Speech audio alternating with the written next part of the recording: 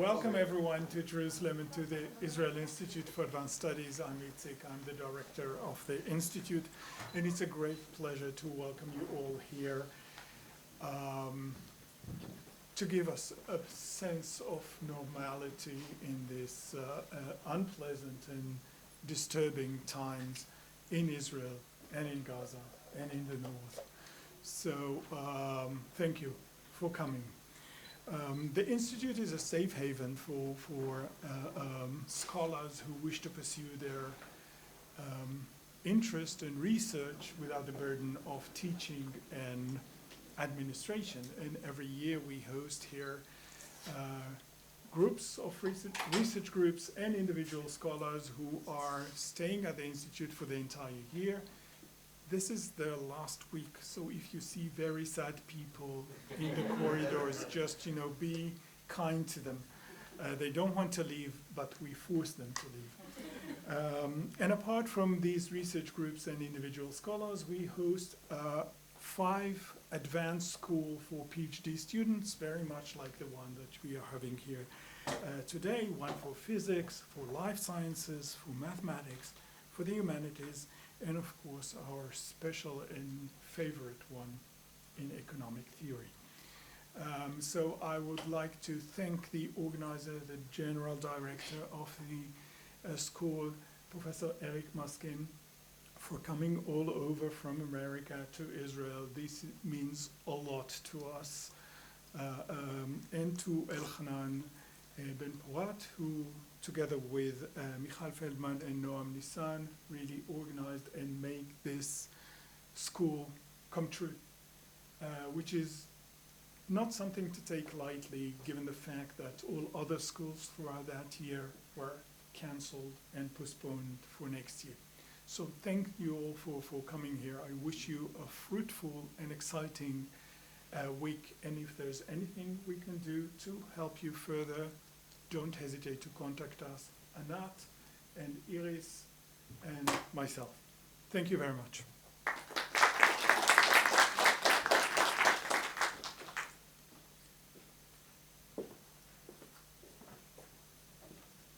Well, first of all, let me introduce myself. I'm Eric Maskin. I'm the General Director for the Economic School. Every year we pick some theme related to economic theory. This year, as you all know, it's actually computer science, and I understand that most of you in the audience, in fact, are computer scientists. That's fine. We like computer scientists too. And as you know, there's been a lot of interaction between the two fields, very intense interaction over the last 20, 25 years. So this is a good way of taking stock of some of those developments. I just wanted to say a word about the history of this school. You probably have seen that this is the 34th edition. The school started in 1990. It was the brainchild of Menachem Yari, who I expect will be here at least at some point this week. He's very much hoping to attend at least part of the school. He was inspired by a long-standing school in physics. I'm sorry, let me turn this off.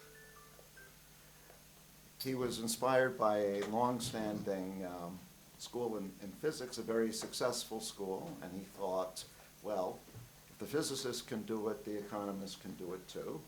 And he did. And in fact, he got one of the greatest economic theorists in as the first director. Kenneth Arrow ran the school from 1990 to 2007, and here we are in the 34th edition. I do want to mention that this is not just a succession of lectures. The lectures are, of course, are important, but also the interaction is important. You should feel free in the lectures to ask questions, make comments, raise complaints, and also outside the lecture. I think most of the lecturers will be around for some time this week, so try to corner them when you can if you have something you want to say, and these sorts of informal conversations, I think, are probably the most important part of the school. There'll also be an opportunity in the poster session for many of you to present your own work and have a chance to discuss it with the school and with the lecturers. So let me just say welcome and have fun.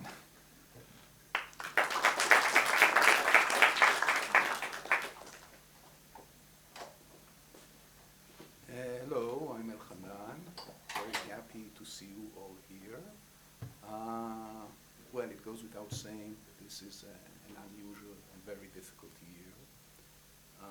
I want to start by thanking Eric for wanting, in fact, insisting. Eric is not a person who insists, he's too gentle for that, but he pushed, and we're very grateful for that, for doing the school and made the hard work of making it happen. Eric also chose the great topic for this year, which is given the difficult, which is a great topic in any case, but especially fits this difficult year because we can rely really on a wonderful group of lecturers that are here. This is just another example of the strong commitment of Eric to the school, which we appreciate so much and are so grateful for Eric. So thank you, Eric, for that. I also want to thank Michal and Noam. Is Noam here? Or no? He'll come later. Okay, for, as we call it, נכנסו מתחת לאלונקה. How do you say it in English? Yeah, okay. That were ready to take upon themselves the hard work of actually arranging the academic program. Thank you very much, Michal, for doing this. Thanks, of course, for the lecturers. One way in which this year is unusual is that usually most of the crowd comes from abroad. But for obvious reasons, this is not the case this year. Anyhow, those of you who came from abroad, we are very, very happy that you are here. We appreciate it.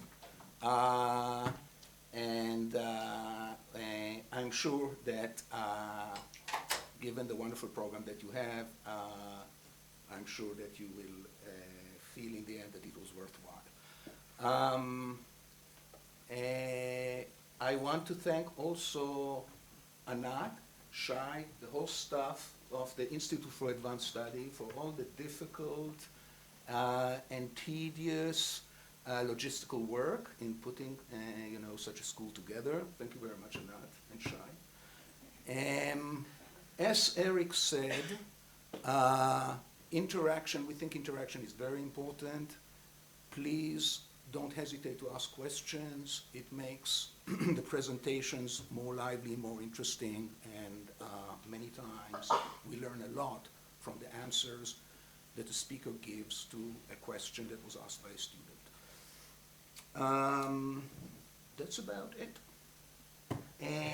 I want to invite Katrina, who will tell you a little bit about the Center for Rationality, which I dare say is an ideal research environment for those who are interested in, especially in the relationship between computer science and economics.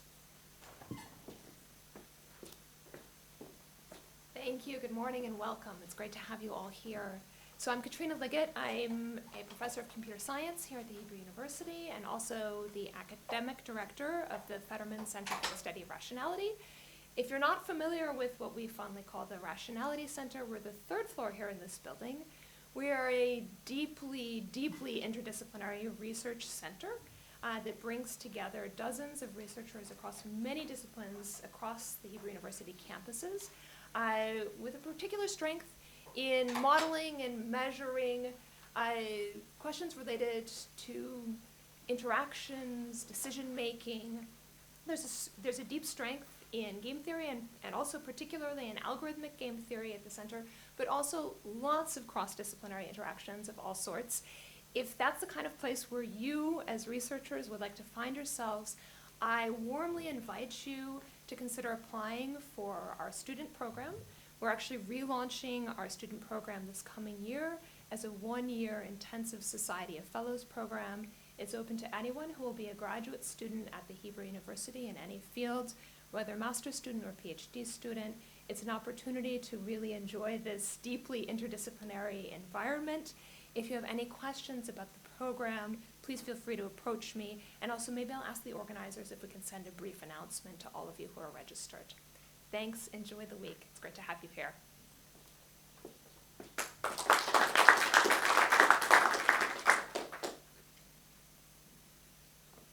Now we can begin.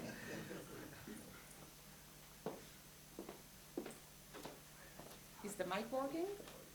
Great. And I have 90 minutes. Okay, so I'll also start by thanking everybody for coming. Indeed, it's just like Eric and Elchanan described, it was a very difficult year. We are all very excited to have all of you here. It's very meaningful that we are holding this school. And I think that economics and computer science is a wonderful topic, not just as a constraint, maybe first best. This is an opportunity to thank Eric, both for insisting and for being very helpful throughout the entire organization. Thank you very much, and for coming here, which is really exciting for us. Thank you, Elchanan, for being so cooperative in the organization of this, and the entire team, Shai and Anat, who is not here anymore, but I should say I've organized many events throughout the years, and I think it was the easiest one to organize thanks to the wonderful team that was here. So my name is Michal Feldman. I'm from Tel Aviv University, and I'm going to tell you today about a topic that is kind of new, but also old. I'll tell you a bit about it as we progress through the talk, which is algorithmic contract design. And I'm going to tell you this talk is going to include a lot of papers with a lot of co-authors. So I won't mention everyone now, but as I mentioned some results, I'll also mention my wonderful co-authors. Okay, so what is a contract design all about? I would like you to consider the following scenario. Suppose you want to hire an influencer to run some social media campaign for you to promote some brand. And obviously running a campaign requires effort on behalf of the influencer, of the creator of content. And this situation is important in the following sense, and is unique in the following sense. So you are buying costly service from, in this case, the influencer or the creator of content. You are the one who is benefiting from the costly effort of that creator. And another feature of this scenario is that the outcome is uncertain. So even if the creator puts in a lot of effort, it's unclear what the outcome would be. The outcome can be measured in terms of number of views, number of conversions, number of clicks, etc. So some types of measures, and it's unclear what the outcome would be. So this is a stochastic outcome scenario. And the question is, how should you pay? How should you incentivize the influencer to put in effort in this costly task? Questions of this type have been studied for many years in economic theory under the umbrella of contract theory, starting from the early 70s, with Ross and Holmstrom being prominent references. And it has also been recognized by the 2016 Nobel Prize in Economics to Hart and Holmstrom.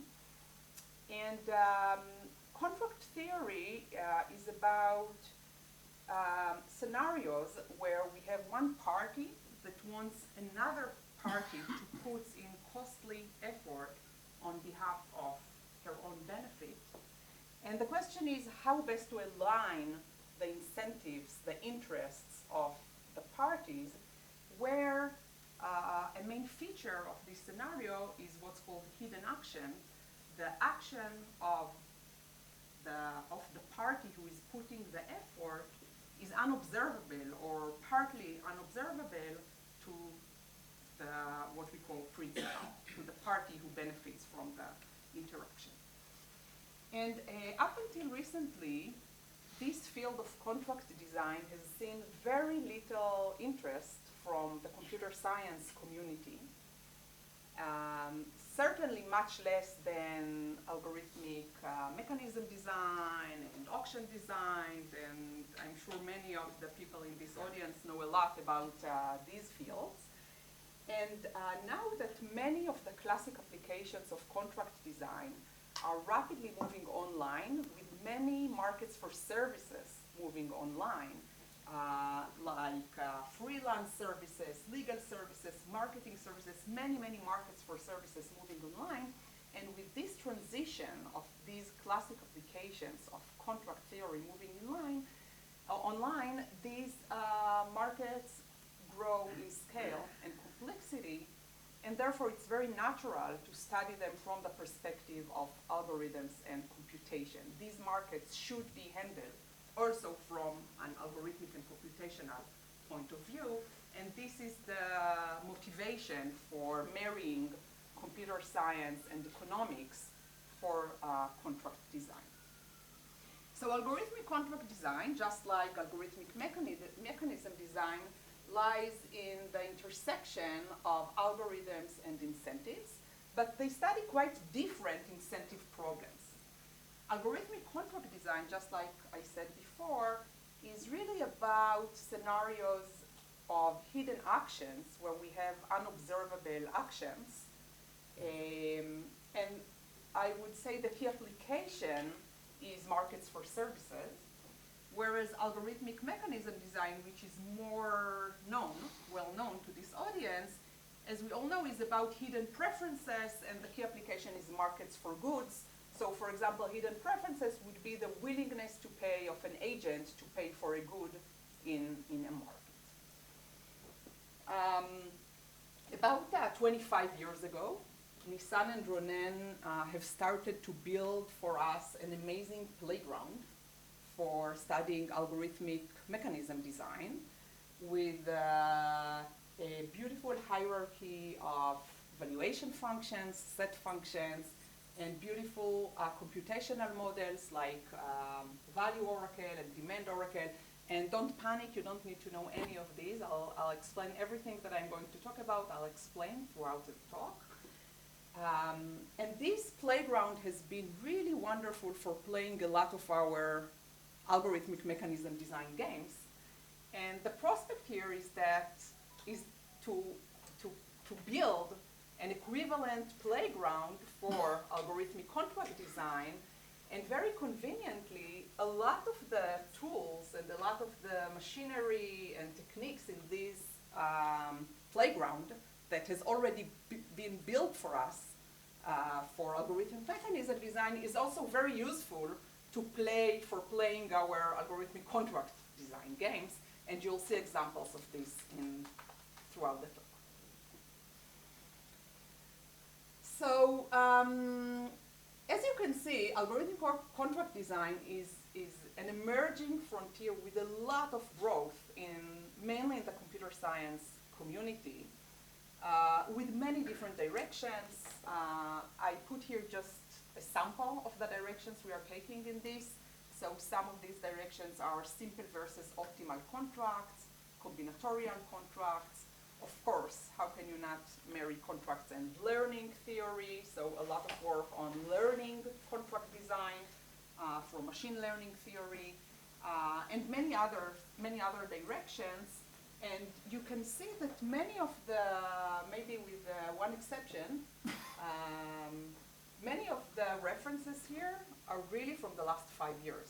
So this is really an emerging frontier, and there is a lot to study. So my vision is that algorithmic contract design will really be a wonderful playground for maybe 20 more years at least of study. There are many, many directions and questions in this field. One exception that I see here some of my co-authors, and this also brings sweet memories from many years ago. So this paper with Moshe Babayov, who is here, and Eyal Winter, who is here, and Noam Nisan, who will be here later today. This was, I think, my first work in my postdoc here at the Hebrew University. At the Hebrew University, at the Center for Rationality. I find it a bit quite interesting that, so we did this work in EC 06. This is, as you can see, really an outlier here. We called the paper Combinatorial Agency. We thought about this wonderful intersection of contract design and computation.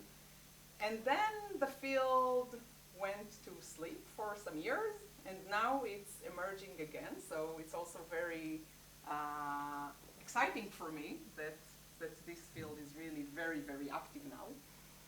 And today's talk, I will mainly tell you about this piece, combinatorial contracts. If I have time, I might also tell you a bit about ambiguous contracts, which is a joint work with Paul Duting, Daniel Peretz, who was my student, and Larry Samuelson. Good. So before we delve into the model, I should also say that the algorithmic lens has been very useful for algorithmic mechanism design in revealing structure, in identifying tractability frontier, and also, to some extent, I would say to a good extent, in informing the design of simple mechanisms. So many of the ideas that we've seen in the theory of algorithmic mechanism design are actually informing the design of real mechanisms and auctions. Many of the researchers that are doing work in this are now working for Google and Facebook and Microsoft, and really putting the observations that we've been able to accumulate with this research in real systems.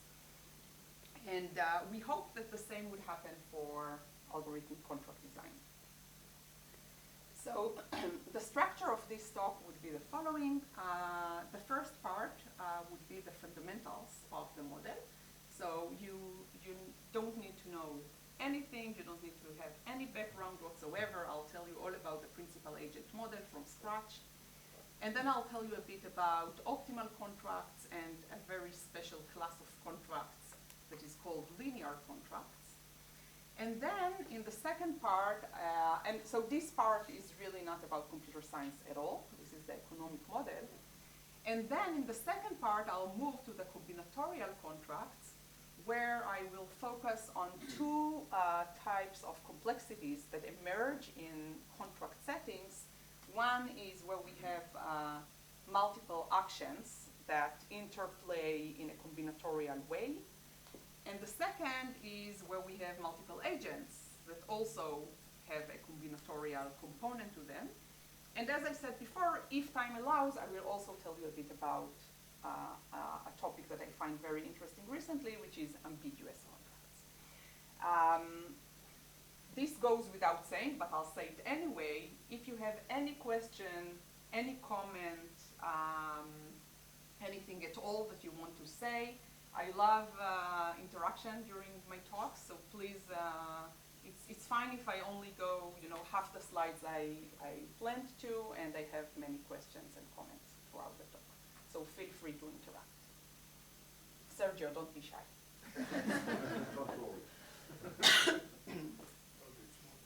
Okay, so here is the mathematical model of the principal-agent model.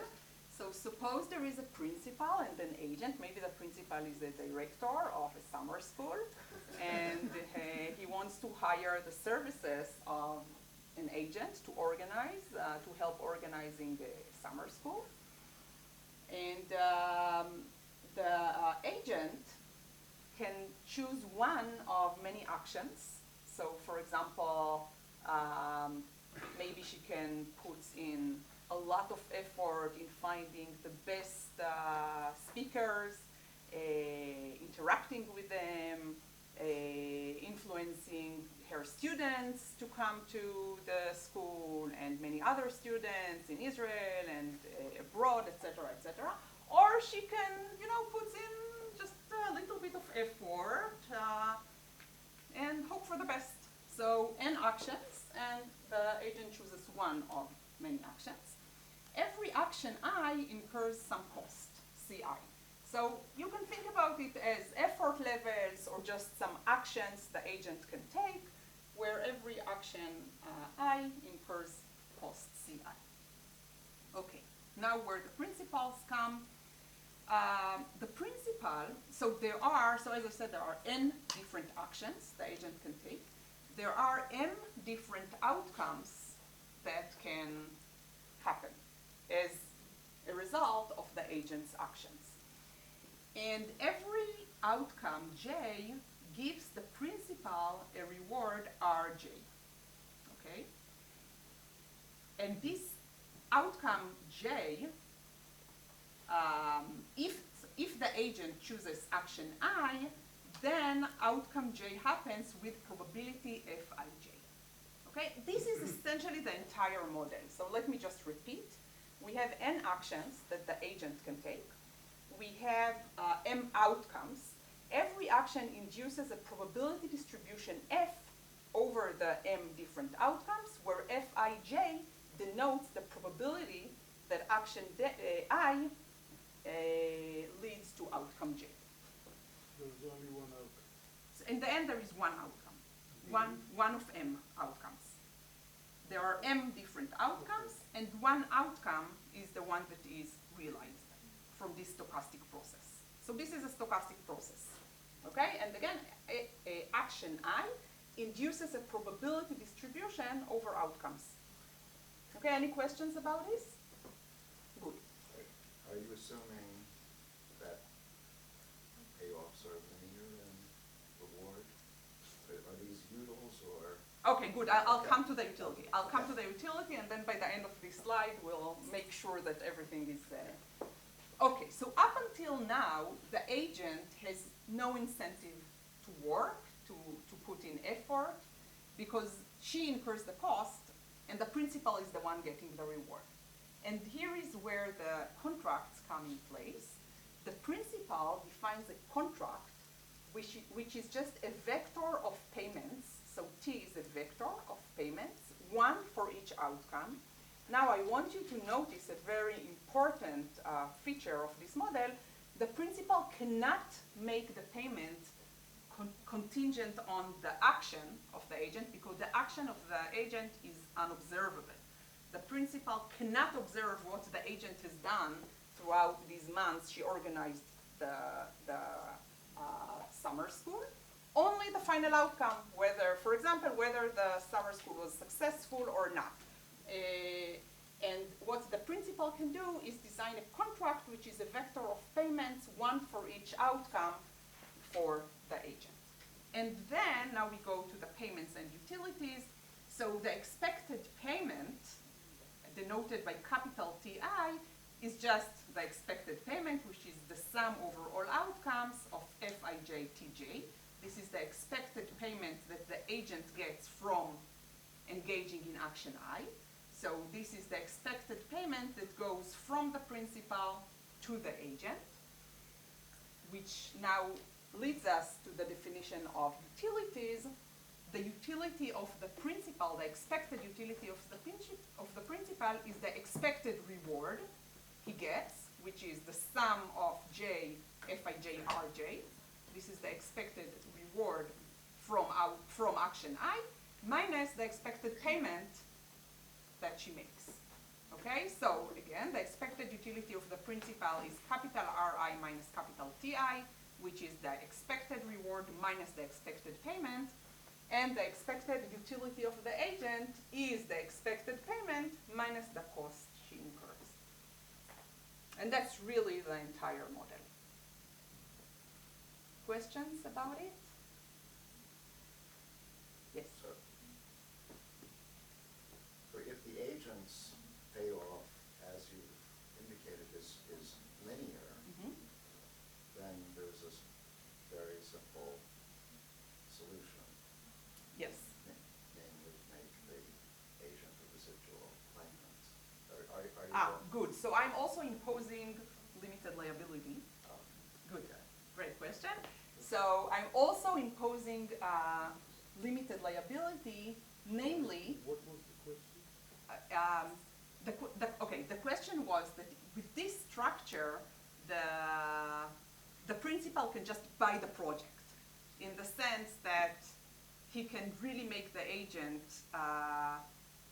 do whatever he wants her to do by just computing this. Everything here is linear, and if he pays so if we allow the payments to be also negative, meaning that the agent may also pay the principal, then the problem becomes extremely simple. But as very common in the contract design literature, we are imposing a limited liability constraint which says that these payments cannot be negative or non-negative. Okay, and this makes the problem more interesting. Okay, and one more thing is that everyone here is risk neutral. So maybe as a side note, I would say that another way to make the problem interesting without imposing limited liability, and this is also somewhat common in the literature, is to say that the agent is risk averse. That also brings some interesting meat to the problem. But we are, in our model, we consider a risk neutral agent, risk neutral principal, and we impose the limited liability constraint. Okay, so here you see the plus. This means that all payments are non-negative. The payments go only from the principal to the agent. Yes. You mean that because the utilities are linear? Exactly. It's all that we are taking expected utility. Yes. So the T in the contract is probably a vector. Yes, T is a vector, so it lies in Rm plus. Okay, so T is a vector, a payment for every outcome. So it's a vector of size m. Any other questions? Okay. So here is the timing of such a model. We begin with a known setting. So everything here is known. We have the F, which is the probabilities distribution over outcome. We have the costs and we have the rewards. Everything is known. The principal designs a contract, which is just a payment for every outcome.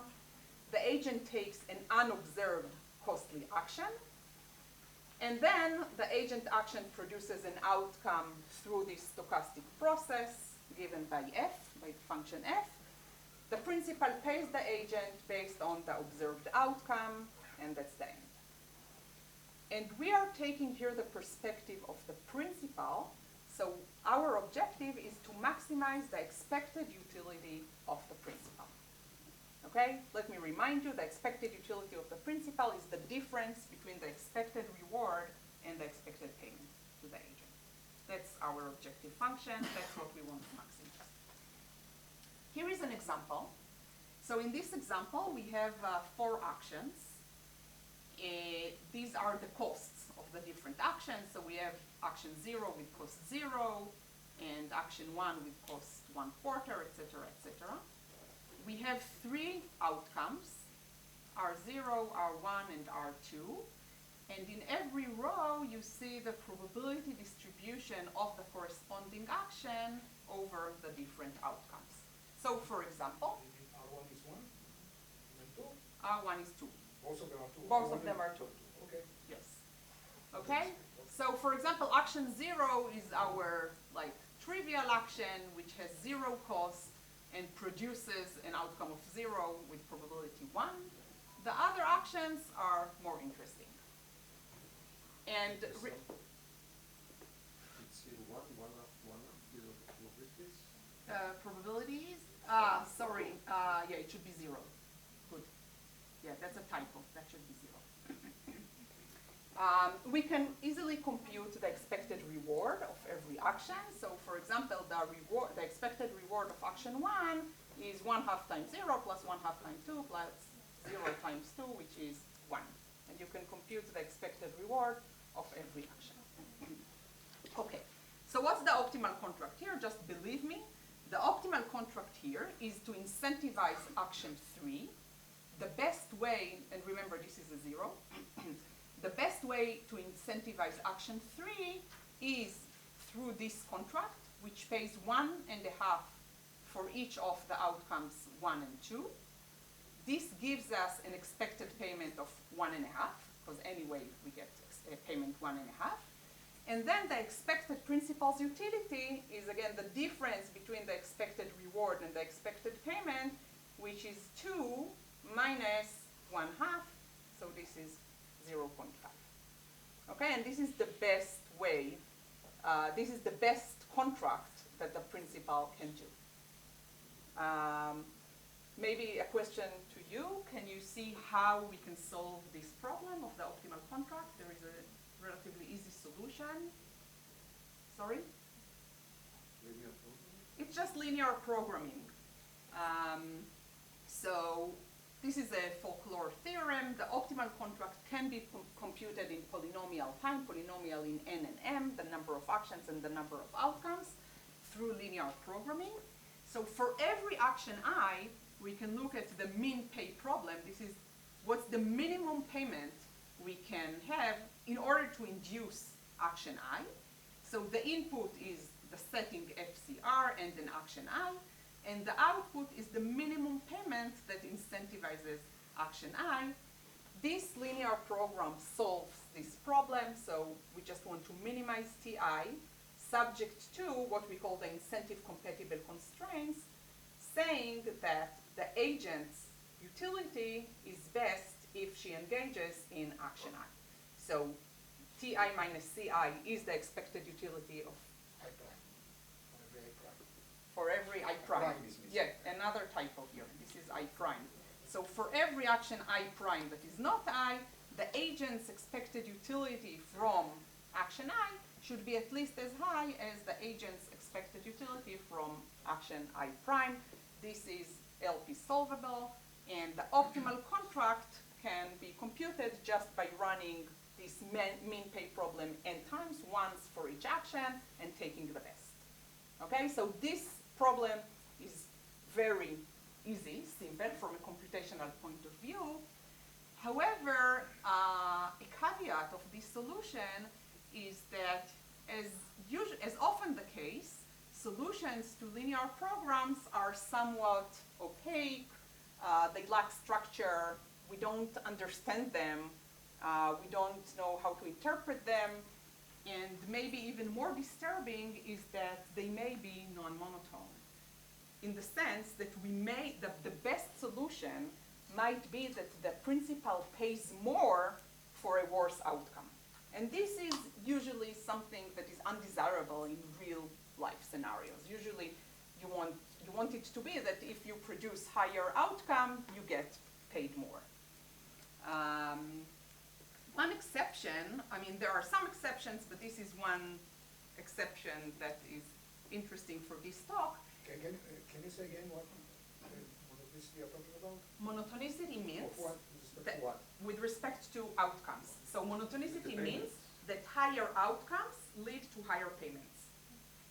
A contract is a payment. Higher, Yeah, what is so- a higher? I don't understand. Let's go back to this example. this outcome is higher than this outcome, it gives higher reward. So monotone contract means that the payment for this outcome would be higher than the payment for this outcome.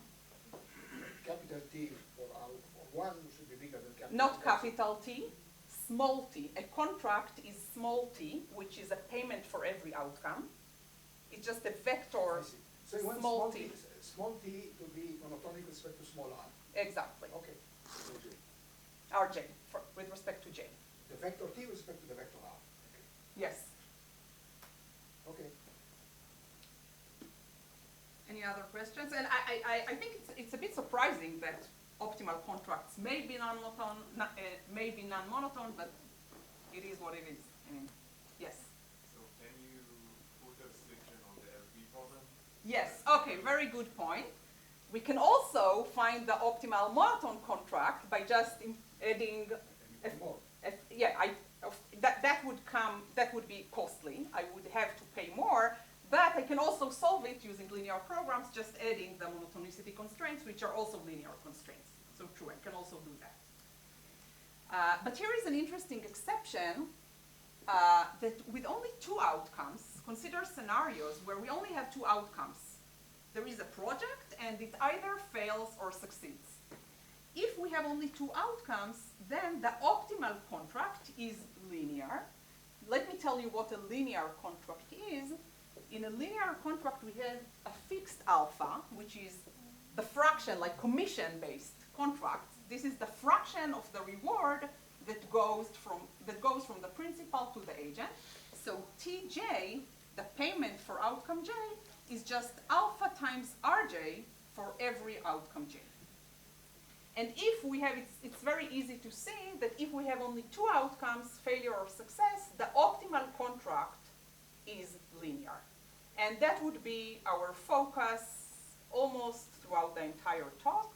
So we are going to focus on linear contracts and only two outcomes. So now you can think, okay, so what's interesting in this setting? I mean, we've solved everything. We have a setting. We know how to solve it. We know how to solve the optimal contract. We know how to solve the optimal monotone contract. Everything is linear programming, so also computationally it's simple. And this is where, so let me say that this is where the combinatorial aspects will come to make everything interesting. Before we go to the combinatorial, yes? Just to comment on monotonicity, one way you can get monotonicity more generally is if the agents can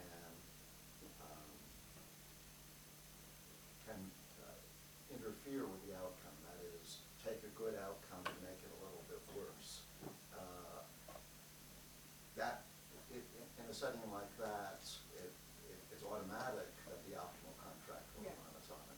I agree, and the way I would say what you said is that it invites manipulation from the side of the agent, which is also undesirable. We don't want an agent to take a good outcome and turn it into a bad outcome just to get more money. So that's another reason why we don't like non-monotone contracts. You can achieve it probably by the principal making not only payment to the agent, but making also payment To who? as a donation to God. Okay, I would say God is outside the scope of this model, but I understand. But let's focus on this model. Okay, so before we go to the combinatorial parts, which I hope would be fun for CS audience, there is a very nice geometric interpretation that gives us a lot of insight about what's happening with linear contracts based on the upper envelope theory. So we can draw so we said linear contract is just alpha, it's just a scalar alpha that says what fraction of the reward goes to the agent, right? So if alpha is half, then half of the reward goes from the principal to the agent. And we can look at the agent's utility, which is, we said, capital Ti minus Ci and capital capital Ti in a linear contract is alpha Ri. So the agent's utility is linear in alpha. We can draw the agent's utility as a function of alpha for different actions. So every action I gives us a linear curve as a function of alpha for the agent's utility. And then we can say, okay, so given an alpha, what's the best response of the agent?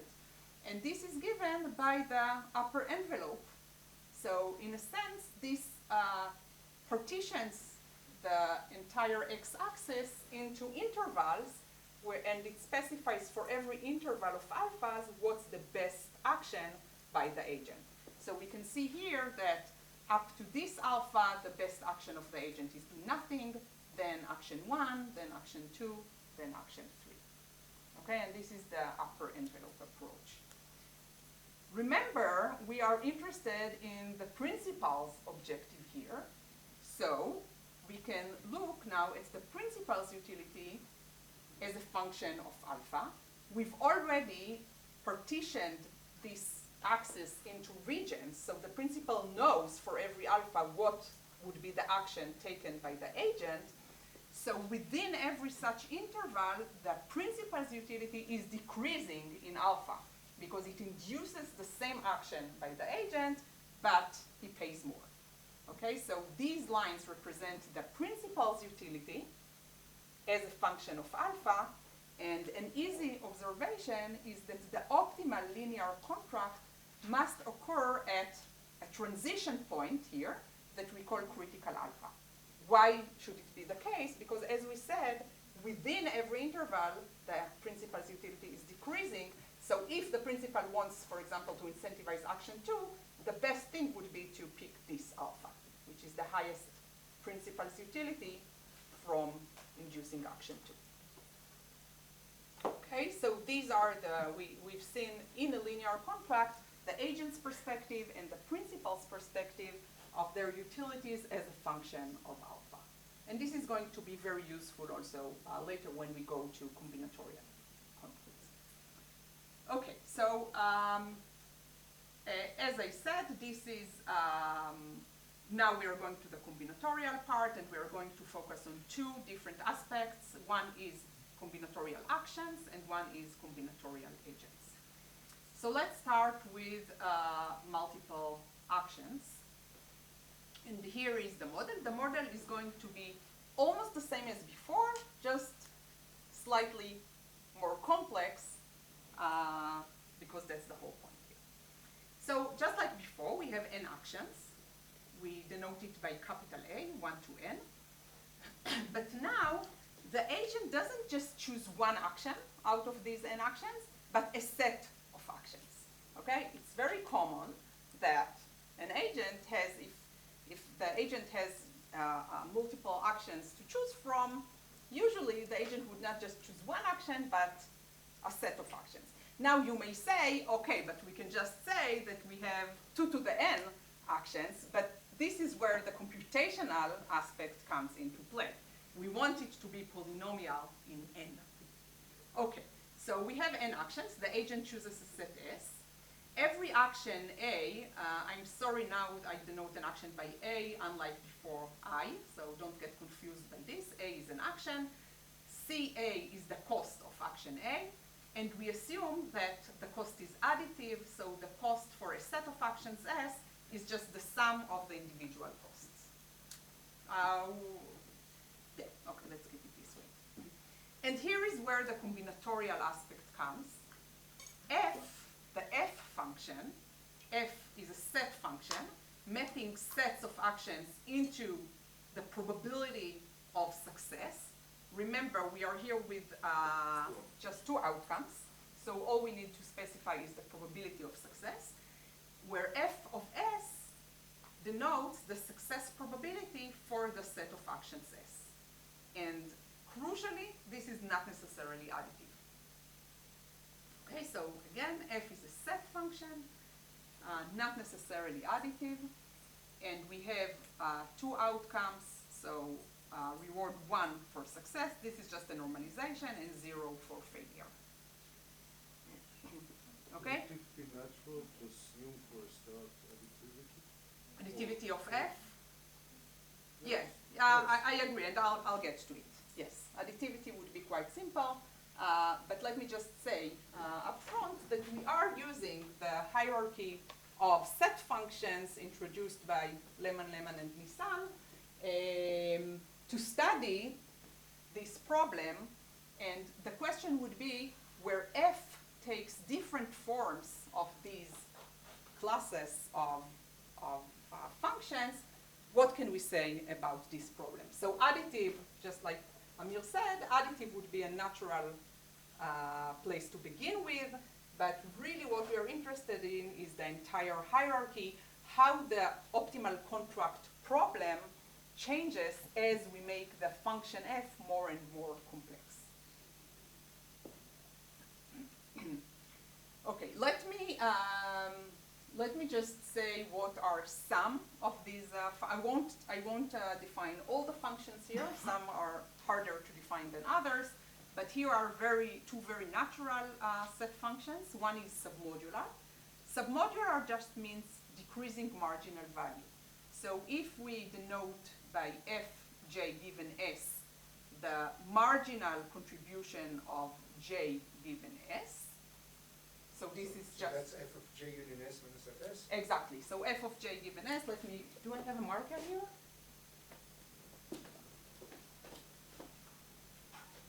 Okay. So f of j given s is the marginal contribution of j given s. So if it's f of s union j minus f of s. This is submodular. I would use the word given because it sounds like condition. You talk probability, sounds like conditionals, and that's not Submodular is decline. It's decreasing. Okay, good. Now, sorry. Yes, so this is this, and submodular means that f of j given s, not given, f of j, what word do you want? Okay, is is greater or equal than f of j given t for every t that is a subset of s. So as the set increases, the other way around? T, the other way around, good, for every s contained in t. Okay, supermodular would be the other way around. Okay, and this is a very important class of function. This is submodular, and let's skip subadditive for now. One thing to note that gross substitutes is an important subclass of submodular. This is a class that I'm not going to define now. It's a very interesting class of set functions, and it includes as special cases both additive and unit demand. So what's the optimal contract problem now in this combinatorial problem? We want to find alpha, the optimal contract, that maximizes the principal's utility. So in a linear contract, the principal's utility is just 1 minus alpha times fs, because she gets reward of fs, and she pays alpha fs to the agent.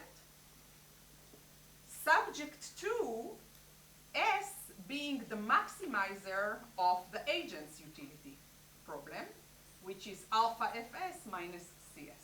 So we can think about it as a optimization problem of two parts. The principal wants to maximize his utility, knowing that given alpha, the agent would choose s to maximize this utility. So we can also think about it as s sub alpha. And you keep C additive all the time. C is additive. Yes, C is additive unless I say otherwise. You're playing only with that. I play only with it. So one important thing to say, you will see this also in this model and also when we go to multiple agents. When I want to study the effect of something, I keep everything else as simple as possible to really isolate the problem. So what do I mean here by saying that I keep everything else simple as possible? The cost is additive. We have only two outcomes. We are studying linear contracts, and I guess that's it. Okay, so everything is as simple as possible. The only thing that is growing, and it is very growing in a very meaningful way, is the function f. And the idea in this work is, in many works here, is to study how the structure of f influences the optimal contract problem. Okay. Let's begin. So now we say, okay, so f is this exponential object. How do we even think about it? So here we take the value oracle model. Namely, we have an oracle, which you call a value oracle. We give it a set S, and we get f of s. And that's how we interact with f, through a value oracle. Later in this talk, we will also mention another computational model, which is called demand oracle, but for now only value oracle.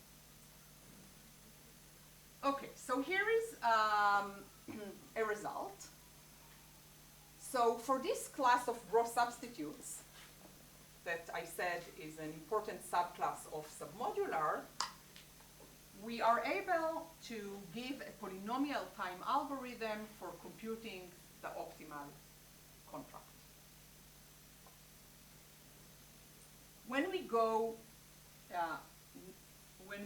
to the next class in the hierarchy, submodular, things become more complex, and we show that computing the optimal contract is NP hard, and we'll see some other interesting things indicating the hardness and complexity of submodular functions. Okay, so in a sense, gross substitutes is some type of frontier for computability of optimal contract for this problem. So to understand the first bullet, it particularly says that you only need polynomially many values of f rather than exponential. Exactly. All 2 to the power n. Yes. Only polynomially many. Yes. Of course, algorithm will tell you which ones. Yes, exactly. One interesting thing to note is that gross substitutes, some of you may know that gross substitutes is an interesting frontier also with respect to completely different problems, coming both from computer science and from economics. So for example, from work of Noam Nisan and Ilya Segal, it's known that if you want to maximize welfare in a market for goods, in a combinatorial auctions, then gross substitutes is a tractability frontier for this problem. And a completely different problem, completely economics, supposedly have nothing to do with computation, is existence of market equilibrium, where it's known that for gross substitutes valuations, a market equilibrium always exists. And the supermodularity will have will also have will be NP-hard, right? Or No, no? no. So supermodular is an interesting point. I'll mention this later. This is joint work with Yoav, my student who is here. And we show that for supermodular, which is outside the hierarchy here, we can also find the optimal contract in polynomial time. Yes? When you look on the submodular case, so in the case that it was linear, you will have the Additive. additive, a simple solution. Among the submodular functions, you might have some functions which are maybe functions of finitely many linear functions, not just linear. Breaking the hierarchy between all the supermodular to structure the class of the cost function. Would it simplify it? So let me see if I understand. So you suggest to look at a subset of submodular functions. First, let's say a function of finitely many linear additive functions. Polynomially many. You mean by finitely many, you mean polynomially Okay. many. Yes. Everything is finite here. That's our No, point. but when you look on the No. algorithm, you look Finitely on the many size is of the nothing. problem, which is the size of actions. Okay, but You don't fix the actions fixed. You do in the polynomial time, you look on variable number of actions. Right? yeah. So I want to mention something. So this I didn't mean to define it, but this is a class called XOS.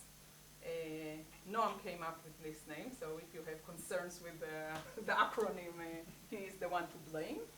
XOS, interestingly enough, is defined as maximum over linear functions. And this is a superset of submodular, not a subset of submodular. So this is more complex than submodular. And we will see that this class is indeed much harder than submodular with respect to this problem. And this is a maximum over finitely many linear functions, but it may be exponentially many. Addressing Sergio's point. So it may indeed be a maximum over exponentially many linear functions. So coming back, yes, Sergio mentioned the question. When you speak about the polynomial, what is the number of variables? What do you value? What is So I want to be polynomial in n, which is the number of actions, and m, okay. the number of outcomes. So this answers this question. Yes. I was wondering whether there are approximation results for the case, for the submodular case, which is not gross substitute. We'll come to it. Yeah. Yes, yes. There are. There are, and yeah, there are. And this will be one of the main results. Okay.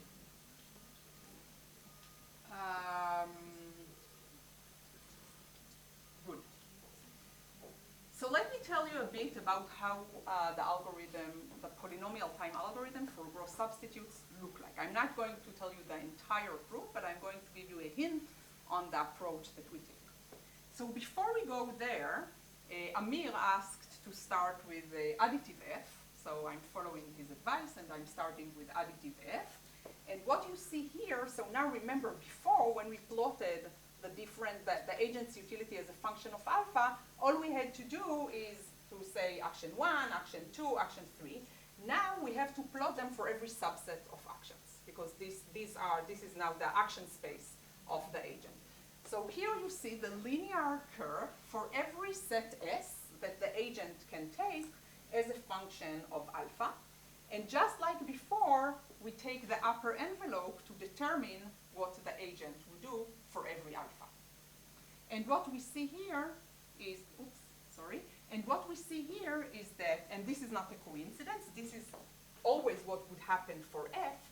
So when, for additive F, if F is additive, essentially what we have to do, we have some threshold of alpha for every action, because it's additive F, so the actions are completely independent. Then for every action, there is a threshold of alpha. From this point on, we will want to take this action. So what would happen, we start with nothing, then we take action 1, because this is the threshold for action 1. Then we add action 2, this is the threshold for action 2, and then we add action 3. So an additive F induces a very simple structure over these, what we call like critical points and critical sets that can take place as the best response of the agents. And this makes the problem very easy. However, when we go to a more complicated F, for example, this is a picture that I plotted for you here for some gross substitutes F, we see a more complex scenario. So what would happen here? So in the additive case, you claim you are getting an increasing sequence of sets. Yes. Each time you just add one more. Exactly. One more J. Yes, exactly. Just an order. One more I. One more I. The actions are I, the outcomes are Okay, J. whatever. One more A, not I, not J. Yes. So just a permutation of the Yes. set function. Exactly. And the way to determine the threshold is the C divided by F, and it's very simple to see for every A. Here is a plot for some instance of gross substitutes, and I want you to note the complexity that we get. So we start with nothing, then we add action 1, then something interesting happens. We drop action 1, and we add action 2. Then we add again action 1, and then we add action 3. Okay, so it's much harder to understand what's going on here. And if we want, for example, So in the additive case, everything was very simple. We knew exactly the structure every time we add an action. That makes the algorithmic problem very simple to play with. And when we go to gross substitutes, that's even before we go to submodular, then it's unclear what's going on here. I mean, it's not even monotone, now monotone with respect to the action. So action 1 is taken for some alphas, then not taken, then taken again. So one question that we can ask, how many such transitions we can have? I mean, It's still polynomial, right? The number of regions is polynomial. it may be exponential. Maybe maybe it spans the entire collection of You said sets. for gross substitutes, Ah, you for- said it's polynomial. Okay, no? okay, good. So Sergio is sharp as always. I said that we have a polynomial algorithm to compute That the does optimal not contract that does problem. not imply It that doesn't imply that we have polynomially many regions. regions. However, it's true that we have polynomially many regions, and the algorithm goes through proving this. But these are two different things. So gross substitutes are simple from two different perspectives. One, we have polynomially many regions. And two, we have a polynomial algorithm to compute the optimal contract. None of these implies the other. Okay? Now, are you going to define gross substitutes at some point? Since you are talking about so much about it. Give some idea, at least. Yeah, just so that we know what you're talking about. Yeah, I am going to define it. Okay. Okay? When I get to define demand, It's not a long, you've explained to me 5 times, but still. yeah, and then I'll explain PPAD.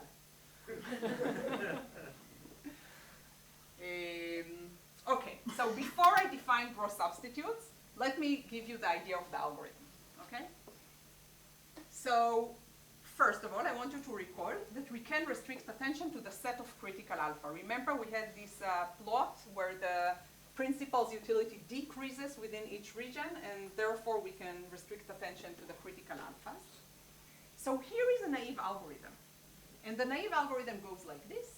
Go over all the critical alphas, and then for every such critical alpha, compute your utility and take the best. In order for this naive algorithm to work, there are 3 requirements. 1, we can compute the agent's best response for a particular alpha. And I want you to note that even that simple thing, compute the agent's best response, is not at all trivial. This is a major computational problem for the agent. Given alpha, find the set out of exponentially many sets, maximize your utility. So compute the agent's best response. Second, if we want to iterate over all the alphas, we need to have a procedure to find the next critical alpha. And third, this goes back to Sergio's point, we need an upper bound on the number of critical alphas. If we want to iterate over all critical alphas, we better have polynomially many such critical alphas. Okay, so these are the 3 requirements, and fortunately enough, for gross substitutes F, this yields a polynomial time algorithm. So we can do all 3 for gross substitutes function. Okay, and I'm very close to defining gross substitutes for you. I don't think, those of you who are not familiar with gross substitutes, I don't expect you to remember the definition of gross substitutes in the end of this talk, but maybe one thing you can take away from this talk is that it's a strict subclass of submodular, and it includes additive as a special case. Okay. So step 0, the agent's best response problem. Okay, we have a contract alpha, and the agents, and we want to find the set that maximizes the agent's utility, which is alpha fs minus cs. So this is the agent's problem. Given alpha, find s that maximizes alpha fs minus cs. This problem, just divide by alpha, is equivalent to maximize f of s minus cs divided by alpha. Okay? And now we see, those of you who are familiar with the notion of demand set, and I'm going to explain it soon, you will notice that this is precisely the problem in goods for markets, where we have a set of goods, and we have f of s, which is the value for every set s of goods, with prices ci for every good. This is precisely the demand set at prices c over alpha. Okay, so this is just maximizing the utility of an agent who wants to choose the set of goods that maximizes the utility, which is the value for the set minus the sum of the costs of the goods in the set. C is additive, so that's why. C is additive. This is where I'm using the C is additive, exactly. Okay. And so let's define the demand set, D, of f, the function f, and p. These are, we can think about it as action prices. This is a set S maximizing the utility of S, defined as f of S minus the sum j in S, pj. This is the demand set. This is the definition of a demand set. And a key property of gross substitutes, in fact, it's a characterization of gross substitutes, so in a sense I can be lazy and not define it to you and just say this is the definition of gross substitutes, is that greedy algorithm solves the demand set problem. Okay, so let's take a closer look. So let me spend some time on this. So let's take a closer look at this problem. So again, I have, just forget about actions and contracts now. This is a very, very nice just combinatorial problem. We have a set of goods, and we have a utility u of s for a subset of the goods, which is the difference between f of s. F of s takes the form of gross substitutes in our case, but you can think about it just as a set function, minus the sum of payments for the good. And it's not easy to solve this problem. Solve this problem in getting the prices, the item prices as input, and find S that maximizes this utility. Greedy algorithm does the following thing. In every iteration, it just adds the item that maximizes the marginal utility. Namely, the marginal value minus its cost. Yes? Yes. MJ of S minus PJ. Yes. Okay? This is the greedy algorithm, and one very beautiful feature of property of gross substitutes function is that solving the demand for gross substitutes function is done via the greedy algorithm. And this is actually an if and only if. So this is also a characterization of gross substitutes functions. Yes? Didn't we have an example where this was not the case? When it was 1, then 2, then 1 and 2? And you had a plot? Wasn't it gross substitutes? It was a gross substitute, but it was a different problem. That was when changing alpha. Yeah, that was exactly. So it wasn't for, this problem is for fixed prices, find the set that maximizes, and the way to find this set is add one item at a time until, as long as you have positive marginal utility, and then stop. This greedy process gives you the demand. The other problem was what happens as you change alpha. So this is a different problem, but nice. I mean, I was almost confused for a second. So. Nice. Okay, now let me tell you the definition, like the real definition of gross substitutes, just because I didn't plan to, but what can I do? So here is the definition. Now we know what a demand set is. So the definition of gross substitutes is the following. Suppose you have a set of prices P. So P is a vector of prices. That gives you some demand of some demand. Okay, let's fix F. And then you take another vector of prices that is pointwise greater than P. And that leads to some other demand for Q. That's P of P, This is vector. this is all vector. have a price vector P that leads to some demand, D of P. You have another vector of prices Q that is pointwise greater than P. So what gross substitute says, let me first say it in words. Every item whose price didn't increase, you still want it. You still demand it. Okay?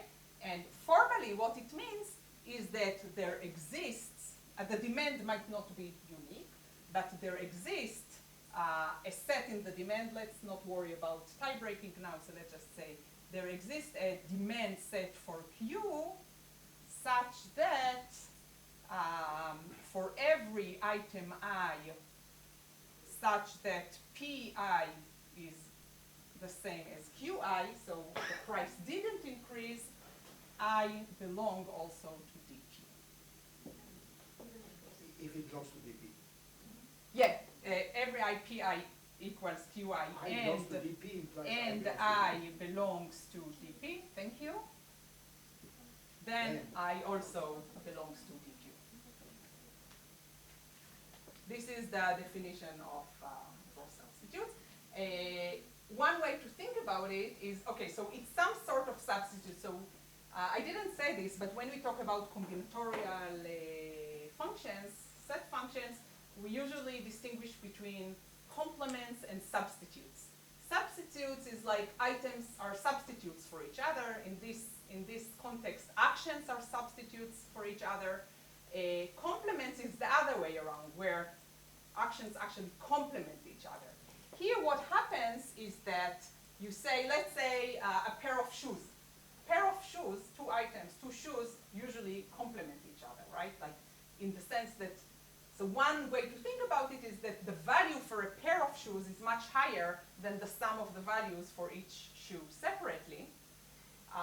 And substitutes is the other way around, right? And this property here said, this definition of gross substitute say that if you demand something at some prices and then you increase the price of something, you still demand the other thing whose price didn't increase. Now let me show you that for the pair of shoes example, it doesn't comply with gross substitutes. Suppose at some prices of right shoe and left shoe, you demand the pair. Then you increase the price of the left shoe to be very high, then so gross substitute says, okay, you still demand the right shoe. Obviously that's not the case. Okay, so in that sense, these are substitutes. Define it directly from the marginal contribution of the function. I can. Do you want to see it? Yeah. We want, yeah. Okay, so let me show it to you. It's taking a different direction than what I planned, but let me show it to you. So another definition of gross substitutes that doesn't go through prices at all is the following. Whoops.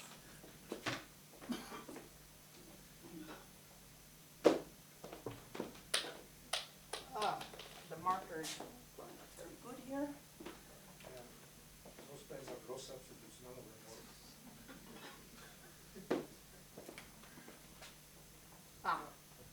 work. Okay, so F is gross substitutes, if and only if. One, F is submodular. We already know what submodular, that's decreasing marginal contribution.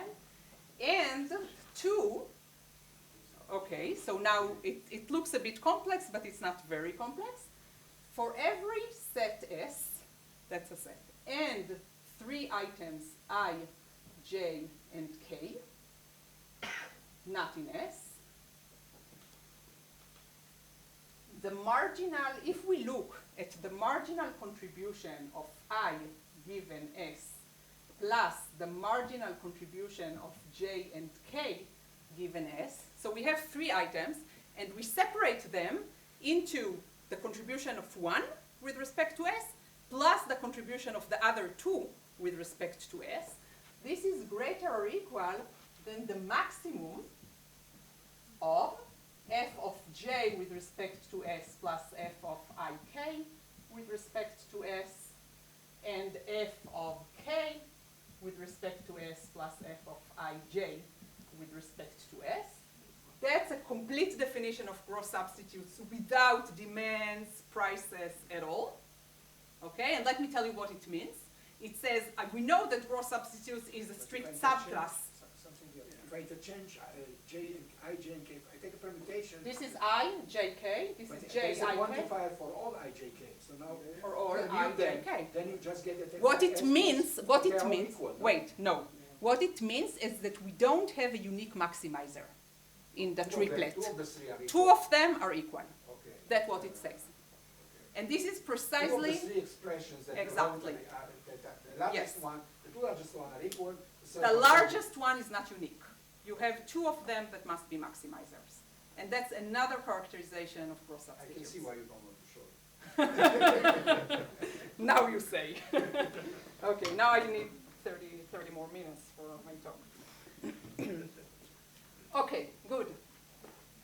So now we all know what gross substitutes are. We have three different definitions for something that I didn't plan to define, which is good. Going just as planned. Okay, anyway, this is the agents. Now let's go back to our problem, the contract design problem. Remember, we want step 0, we want to solve the agent's best response problem. What we now observed is that the agent's best response problem is precisely solving a demand query. Solving a demand query for gross substitutes can be done in polynomial time using the greedy algorithm. So check, we have that.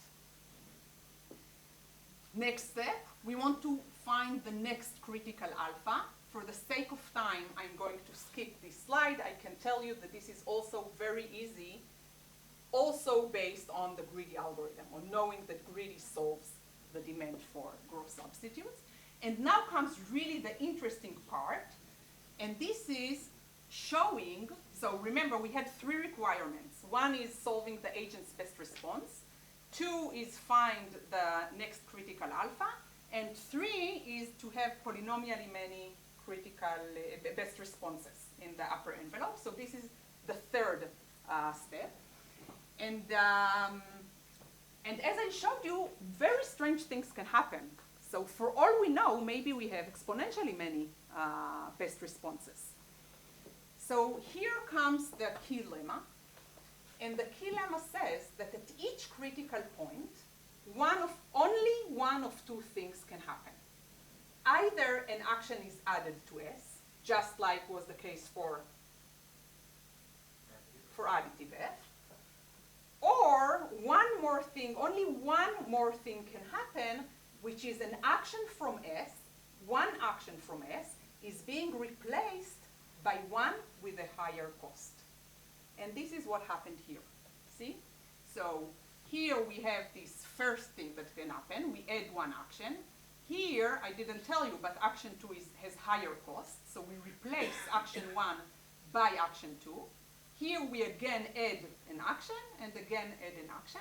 Only one of these 2 things can happen. And this lemma is really where the meat of the proof comes in. And we are again using very heavily the greedy algorithm. So the fact that greedy solves gross substitutes is very, very useful for all steps of our proof. And it's interesting that greedy, in fact, characterizes gross substitutes. So that's what's really unique about gross substitutes function, is that greedy solves a demand query. So GS stands for greedy substitutes. For greedy substitutes. For greedy solution. That sounds much nicer than gross. Yeah. Or for Gul-Stakedi, of course, who actually came up with a very interesting paper about gross substitutes. Okay, now that we have this property, we only need one more argument to show that we have only poly-many transitions, and this is a potential function argument. We reorder the actions by cost. We define the potential of action I, so here it's AI, sorry about that, just to be I, the order of the cost, and the phi of S to be additive, just the sum of the potential of the individual actions. And then we know that phi is an integer, and it is upper bounded by a quadratic function, just the sum of the i's. Because every transition, the potential increases by 1, and it can only get a maximum of n, like a quadratic function of n. So this gives us the entire proof. Good. So we have now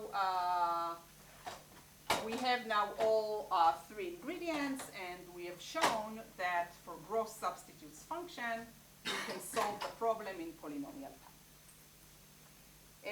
Let me tell you now a few words about submodular functions.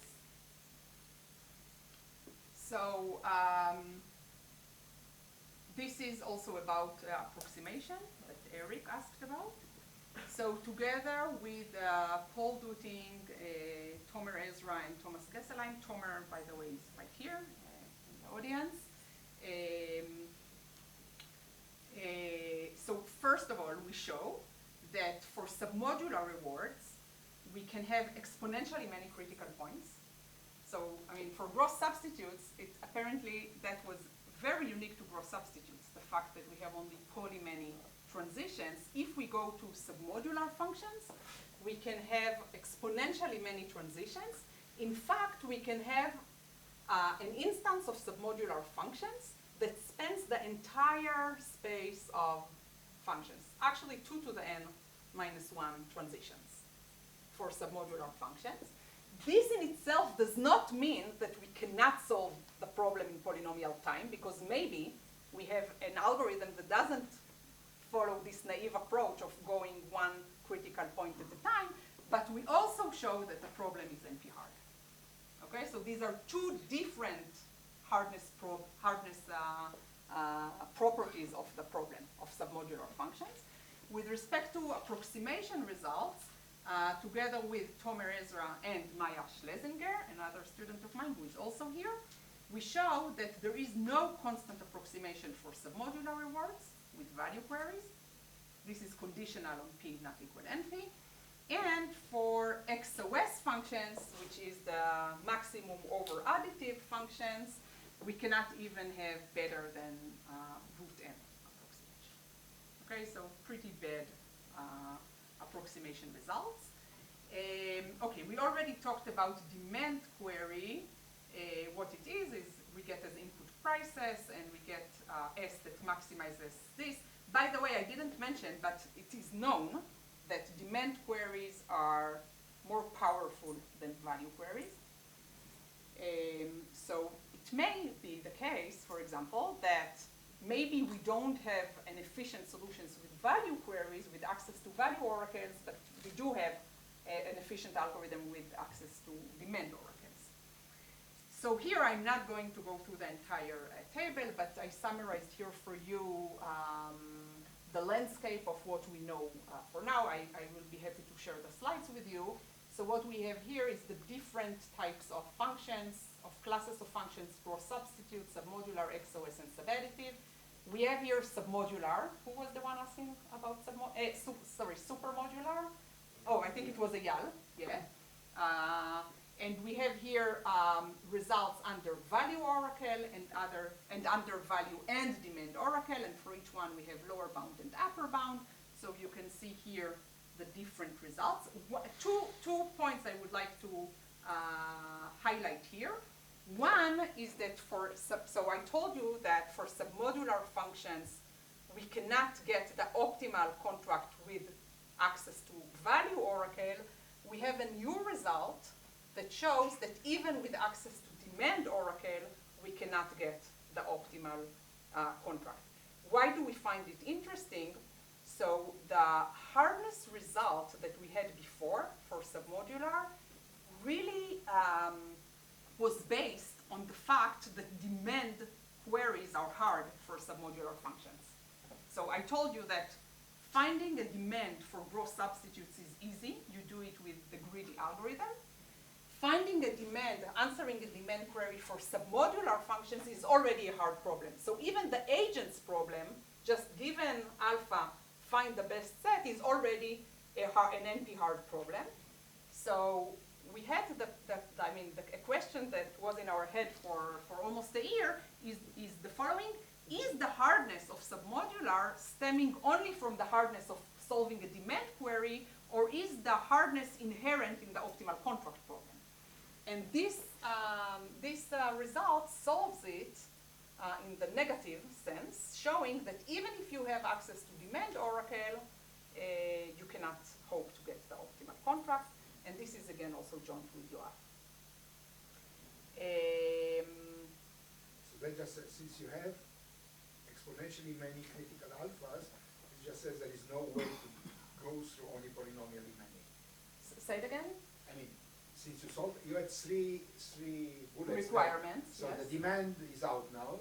Yes. And there are two other things, which is finding the next alpha and how many Okay, alphas, yes. critical alphas there are. Now we know that the number of critical alphas is exponential. Yes. So what this says is that there is no algorithm that can go only through polynomially many out of those exponentially many. That's really what you're showing, right? That's, yes, I mean, yes. But, okay, but it's almost a tautology, what you said now. No, I know. Just trying to make some Yes. order to understand Yes, what's going on. good. I didn't say anything new. I just, Okay. One more thing that I want to mention here is this result here. That for supermodular is exactly the opposite of submodular, which means that we have increasing marginal contribution. So the marginal contribution of an item increases as the set increases. We again can solve the optimal contract problem in polynomial time. So let me quickly go through the three requirements. So again, we go through the naive algorithm that go through critical values. So first of all, we have to show that we can solve the agent's problem. So that says you want really big sets, because the bigger the set is, I mean, you want to keep adding. It Yes. almost says that if you get the grand coalition, the grand set as a solution, almost. So- Modulo some constraints, not that something doesn't. So the intuition is right. We want the sets to grow. And this is indeed what happens. So it's not that we always want the grand set, of I know, course. I know. But what is true is that we always, just like we had for additive, we always have a superset. Every time we transition, we move to a superset of what we already have. We never remove an action that we already had. So we always grow the set. We never replace, just like we had for gross substitutes or otherwise. Now, one nice thing to observe is that the agent's problem, finding the agent's best response, is also polynomial. Why? Because remember, we have, what is the agent's utility? It's alpha fs minus c of s, which is, if f is supermodular, then the agent's utility is also supermodular. So we have supermodular maximization, which is equivalent to submodular minimization, which is known to be solved in polynomial time. Okay? So the agent's problem is polynomial. And then we also show, just like Sergio said, that the number of best responses is actually linear, even better than polynomial, because we always add one more, not necessarily one, but we always grow the set. Good, okay. I don't have much time, so I think I'm going to skip the multiple agents part. And because this will take more time than I have, and go all the way to ambiguous contracts, which I'll just tell you in a few minutes.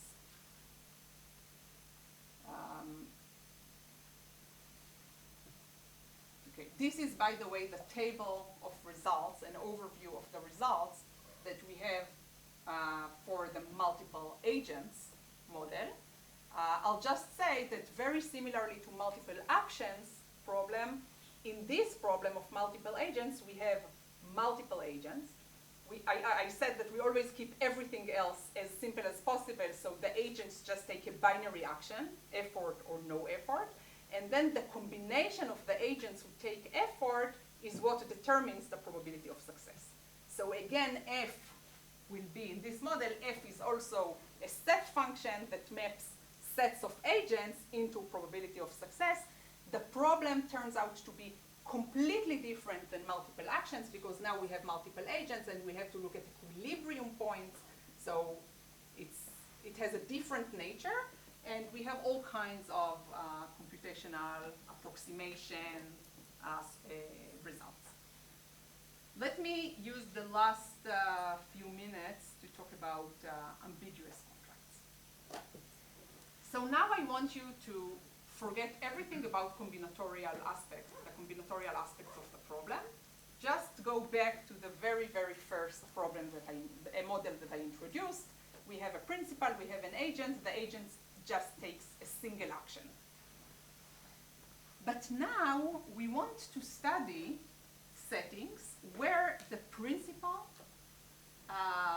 infuses ambiguity into the design of the contract deliberately in order to benefit from the situation. And the way we model it is the following.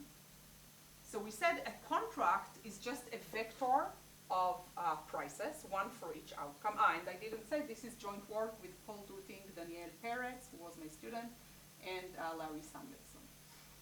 So the way we model an ambiguous contract is a set of classic contracts. So each Ti here is a vector of prices. And there is no probability distribution over these contracts. It's just a set of contracts.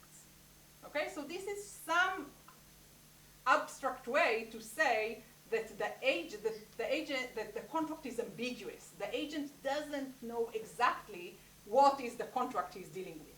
And this is the situation in many different scenarios. For example, if you are an assistant professor before promotion, then the contract will tell you if you do well enough, you will get promoted, and what is well enough, how many papers do you need to publish, where do you need to publish them, how good should they be. It's all very ambiguous. You do good enough. So again, the way we model it is by saying that an ambiguous contract is just a set of classic contracts, and the agent is ambiguity averse. So the agent selects an action, I star tau, tau is the set of actions, whose minimal expected utility across all contracts T in tau is the highest. So the agent engages in a max-min behavior. Okay, again, the agent is facing a set of contracts, and the agent says, for every action, what's the worst thing that can happen to me across all contracts? And the agent would maximize the minimum utility. Okay, so this is max-min. So I star T is arg max I in N, min T in tau of the utility of the agent. Okay? And now I want to show you something interesting. Apparently, the principal can really benefit from infusing this ambiguity into the design of the contract. Let's go back to our previous example. Here I told you that the best thing the principal can do is incentivize action 3. Remember, this is a typo. This is a 0. Using the contract 0, 1.5, 1.5, getting an expected utility of 0.5. Now let's see how the principal can benefit from designing an ambiguous contract, taking advantage of the fact that the agent is a max-min agent. So now I want to claim that the ambiguous contract that is composed of two different contracts, T1 that pays 2 for outcome 1, 0 otherwise. It's 0 for 3, that's what's important. The 0 for the 3 0 here for and the 3. 0 for 2 in the other place. Exactly, That's exactly. what you want. That's exactly what's important. So this contract says that the agent would not want to take action 2, and this contract says that the agent would not want to take action 1. Okay, let's see it. So again, these are the two contracts in the ambiguous contracts. Now, the agent says the following. If I take action 1, I get the worst possible utility across all contracts in the set. In particular, if I take action 1, then this contract T2 will give me 0 payment and 1/4 cost. So I get negative utility.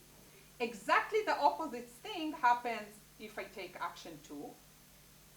In contrast, action 3 gives me utility of 0. So action 3 is the most beneficial for me as an agent. What's the expected payment for the principal here? So remember, here, the principal incentivized action 3 for a payment of 1.5. But here, the principal can take advantage of the ambiguity aversion of the agent to implement action 3 at a lower cost, at a lower payment. Specifically, the expected payment here would be half times 2, which is just 1, increasing the principal's utility. For this, you need a pessimistic agent. For this, If I need if you a have an optimistic agent that thinks the best will happen, it won't work. Of course. Of course. Then a single, Then then a single single one, contract, yeah. So then it you really reduces need to a somebody single. that always thinks the worst will happen. Yes. So that uses the max-min behavior model. Yes. Okay, also the consistency is not exposed, right? Sorry? Because it's not exposed, the consistency. Ah. The principal may, after observing. Yeah, true. So the consistency means, you saw the consistency in the slide, in the previous slide? Yeah. So good. So we also impose another consistency requirement, saying that the principal is indifferent between all contracts in tau. Why? Because otherwise it's not credible from the point of view of the agent that the principal might indeed take any contract among the set of contracts. Does it affect the difficulty of the problem? Sorry? Does this constraint affect the difficulty? No, actually it's not. And moreover, it turns out that this is without loss of generality. Consistency is without loss of generality. It doesn't really restrict the principal in any way. You can always lower one or increase the other one. Yes. They are equal. Yes, exactly. Okay, so now let me, in the 1 minute that I have left, let me tell you some results that I find interesting about ambiguous contracts. So first of all, so what I showed you in this example is an example where the principal, in a classic contract, the principal incentivized action 3 at some cost, and with an ambiguous contract, the principal implemented the same action, but with a lower cost, thereby benefiting from the situation. However, it might be also the case that the principal can implement actions that were not even implementable by classic contracts. Not all actions are implementable by classic contracts. By the way, not all actions. Make less than R3 less than 1.5. Sorry? Make R3 less than 1.5. Yeah, okay, it's possible to do it. This example. Yes, also in this example. Not all actions are implementable by ambiguous contracts either. We give, in the paper, we give a characterization of actions that are implementable by ambiguous contracts, and indeed we show that the set of actions increases. So sometimes, and indeed sometimes, the principal benefits from implementing the same action as before at a lower cost, and sometimes the principal benefits from implementing a completely different action. Okay? The other nice thing about ambiguous contracts is that the optimal ambiguous contracts are always simple in the following sense. They are always composed of at most this many contracts, and every contract in the set takes a very simple form of a single outcome payment. So every contract just pays for one outcome. Now comes the problem, if you want to insist on monotonicity, single outcome payments are not monotone because we have one peak and then it goes back to 0. If you want to take the optimal ambiguous contract that is also monotone, then it's also simple and it's composed of step functions. So you just have a threshold, and from this point you pay something. They can be computed efficiently. This is not as simple as in the classic model, classic contract model, but also here the optimal ambiguous contracts can be computed efficiently. The ambiguity gap, which is Now this is a model with a general set of outcomes. general set of not outcomes, binary anymore. not binary outcome anymore. Yes. Probabilities are additive. Probabilities are additive, or now probabilities can be anything. The probabilities can be anything. So it's a completely general model. You have a table with actions, outcomes, and every action But you induces. only choose one action, not a set of actions. You only choose one action. Yeah, and every action induces a probability Okay, distribution just over the outcomes. table, Yeah, just the table. Okay? Markov. The ambiguity gap can be arbitrarily large. So we have some instances where the principal can gain arbitrarily large from ambiguity. One interesting thing about, so a lot of the literature on contracts so linear contracts are very common in the real world. Those are like commission-based contracts. Like you take a lawyer and the lawyer tells you, you pay me 10% of what you make. And there are different explanations in the literature trying to justify the use, trying to have a theoretical justification for the use of linear contracts. And here we, in some sense, give another way to justify linear contracts by showing that they are ambiguity proof. But are there other contracts that are ambiguous? True. It's not a characterization. It's just one class of contracts. In fact, we do give a characterization of ambiguity proof contracts. These are what we call the ordered contracts, where every two contracts can be ordered for every single outcome. So they don't cross, in a sense. These are precisely the ambiguity proof contracts. And finally, mixing hedges against ambiguity. Namely, up until now, I restricted attention to pure actions by the agent.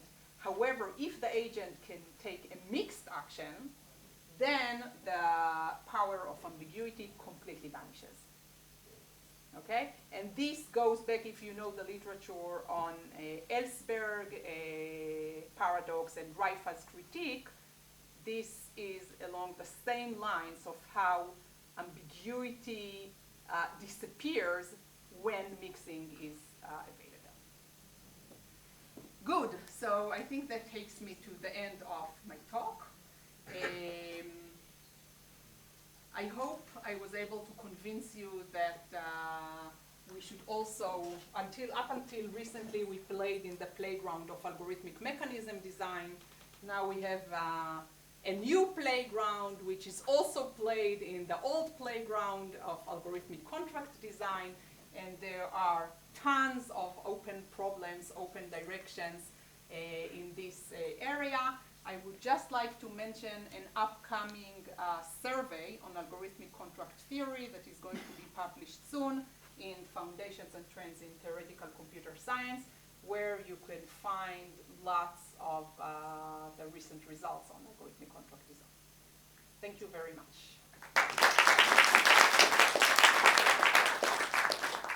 Just, I think this is a small correction. In your definition of those substitutes there, I think the inequality should go the other way.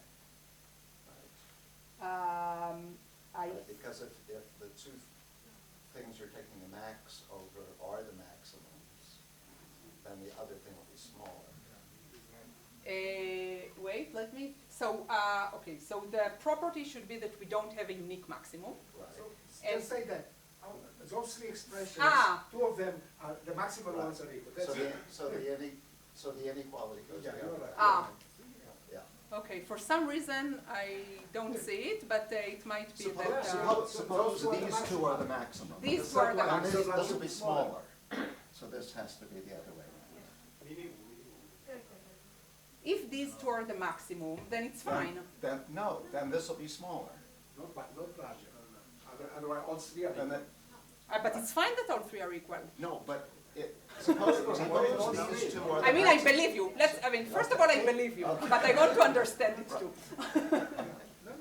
Suppose this is the maximum, and this is also a maximum. Yes, And good. this is smaller, Yes. and then it can't be greater than. Okay, okay. Thank you. Good, so now I'm happy I gave all That's all three equal one. definitions. That's all equal ones. That's all equal ones. So, because they have maximum, that's the maximum of the maximum. I'm happy to take more questions. Okay, we should have lunch downstairs. I received note that it might be delayed a little bit, but it should come. And we're And we are resuming at 2. Thank you very much.